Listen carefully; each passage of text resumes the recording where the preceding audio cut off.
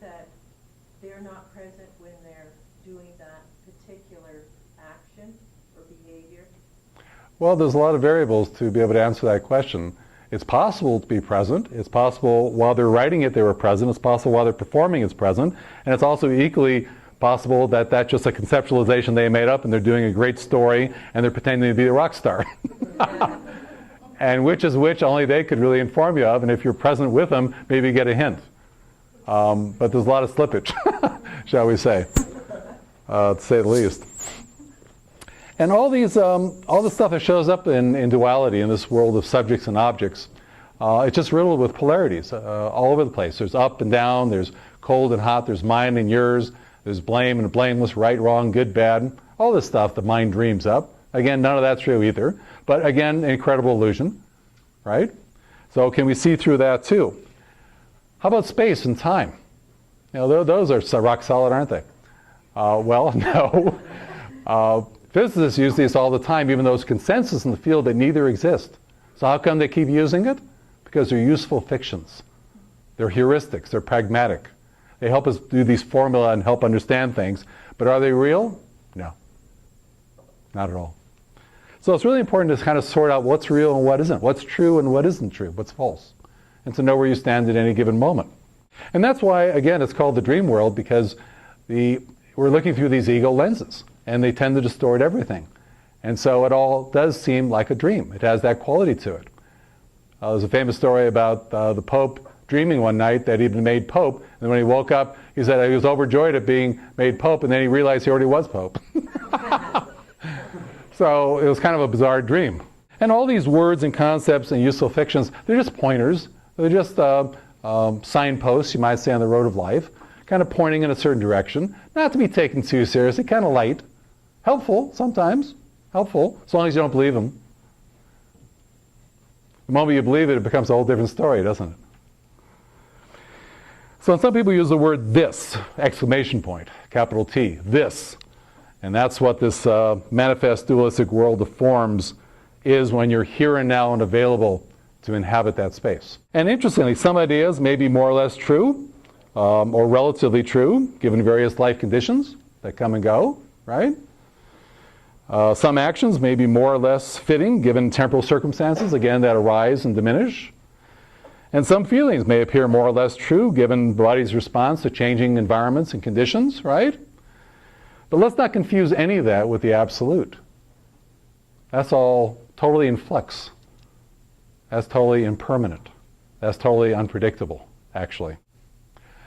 And people want to say there's nothing that's real, it's all empty, nothing exists. Well, this table, this chair, this body, this backpack, empty as it is, that's all real enough on its own terms. Not absolute terms, not the mind's terms, just in the world. So it's important to take that into consideration. When I was learning to drive, and after doing the little trailer thing, and you go out in the car with the 2 sets of brakes and accelerators, somehow I had missed the notion that it wasn't like a video game on the screen there. And I was taking my dad on a ride up Sherman Oaks on a street there called Woodman, right past major thoroughfare Riverside. There's a Catholic school, Notre Dame there, and the road narrows. And so I was driving along in this old 60 Ford, on the tree, shifting gears. And my dad, very quiet, easygoing guy next to me, good sense of humor. And from the cars being about 15 feet away from my dad, they shifted to about 2 feet away. My dad wasn't pleased. He said, "What are you doing? Move over the car." He said it twice. I moved over the car, nothing happened. But I didn't quite get before that moment that you need to deal with the reality right in front of you, not the way it was in the pictures and on the video simulator in the trailer there, see? Fortunately, nothing happened. But it just shows you, again, how the mind can be diluted so easily. And then this notion, it's very fashionable in many discussions of spirituality when someone gets to a point to say, well, all is unreal and nothing exists other than Maya or illusion in this relative dualistic empirical world. That's very fashionable, you know. Get a lot of points for that. People crowd around you and all join in. We're all right together, ain't it great? Aren't we being spiritual and all that stuff? Well, here's a couple of examples that sort of knock that apart. One is where this disciple says to the teacher, well, if life is illusory, then nothing can harm me. The teacher says, yes, that is correct. And so the disciple says, well then, I harm a dog, he won't bite me. The teacher says, wrong. The illusion dog will give you an illusion of a bite. Or a little Zen story called Nothing Exists, where Yameti Teshu, a young student of Zen and sword master, was going around different masters, and he finally came to Dukon of Shokoku, and desiring to show his attainment, how far he's developed, how spiritual and enlightened and wise he is.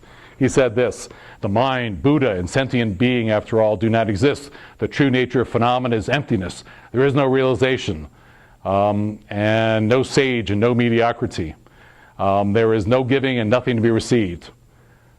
Dukon, who was sitting quietly, smoking his pipe, said nothing. Suddenly he turned around and he whacked Yamoki with his bamboo pipe. Youth became quite angry at this. And he said, well, if nothing exists, inquired Dukon, where did this anger come from? Said differently, a different version is, emptiness is quick to show its anger, isn't it?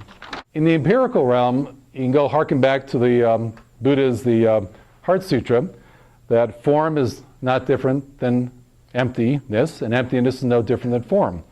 Form is precisely emptiness, and emptiness is precisely form. And Nisargadatta Maharaj says something very similar. The wisdom tells me I'm nothing. Love tells me I'm everything. Between these two, my life flows. See, it's all a paradox. We're both. We're it all. It all begins and ends with us. Another way to look at it is James Schwartz asks, another non-dual author, do I see the world because it is there, or is the world there because I see it? That's a very powerful question. Realms are in a way corrupted because nothing happens in the past or the future. It's all happening right here, right now. And so if you're locked in the past and future, which the great majority of people are, and I've done this in my practice, asked people for the last 7, 8 years where they spend time. A little thing called time orientation. And sometimes you give these wild estimates of how present they are. Then I have them watch their breath and have an experience of that without chasing their thoughts, without having any sense of time, right? And they say, well, what's that? I said, that's being present. Oh, that's being present. I said, how much time you spend there? Oh, oh, almost nothing, God. And they mention a few things. They say, we'll give you a courtesy 1, maybe 2%. Keep it at 1. Okay. Some people say, no, it's 0. Just put down 0. I've had 4 people in 8 years tell me it's above 5% after doing a little thing called calibration, which is just watching the breath. If you see through both these illusions, you can come into what you could call basic sanity, or original sanity, or the sanity you were born with, which is the term Trumpa came up with, which I liked a lot. Some people call it brilliant sanity. There's a writer, Lewis Hoffman, and another person also, they call it that. But essentially it's just returning to terra firma and what's here, what's now, and what is. So in this empirical realm, does not everything come and go, arise and diminish, appear and disappear? It's all transitional, it's all relative. It's here today and gone tomorrow. It was there yesterday, but it's not here today, but it could be there tomorrow. So can you find any exceptions to that on this empirical realm?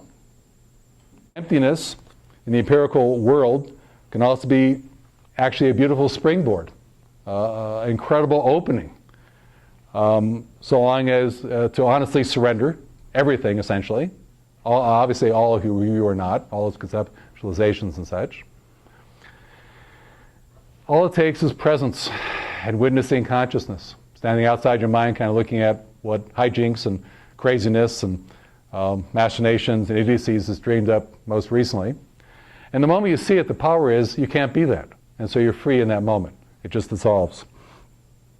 And all that you're not dissolves, leaving, of course, all that you really are. That's all that can remain. So some people variously call this mindfulness, although you could more accurately call it mindlessness. It has another meaning, of course. You can call it awakening, realization, although there's nothing to realize, it already is. See, there's all these paradoxes. This is true and this is true, and they don't seem to go together, but they do both are true, right? They happen to be.